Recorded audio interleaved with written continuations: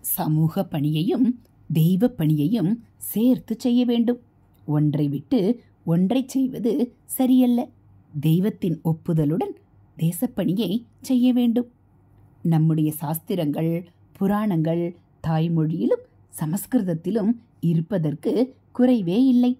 அவற்றில் ஒரு ருசியை ஏற்படுத்தி கொண்டால் நாளெல்லாம் படித்தாலும் போதாமல் ஜென்மம் முழுவதும் படித்துக்கொண்டு சந்தோஷமாக இருக்கலாம்.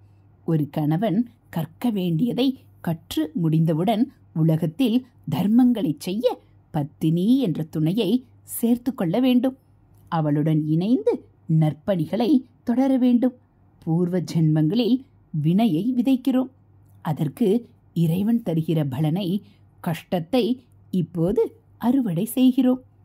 பிறருக்கு உதவி செய்வதற்காக சொந்த விஷயத்தில் சிக்கனமாய் இருக்க வேண்டும் என்ற உயர்ந்த கொள்கையை கடைபிடித்தால் புண்ணியத்துக்கு புண்ணியமும் நிம்மதியும் கிடைக்கிறது. ஹரஹர சங்கர, ஜெய ஜெய சங்கர. மகா பெரியவா சரணம். இது மகா பெரியவா அருள்வாக்கு.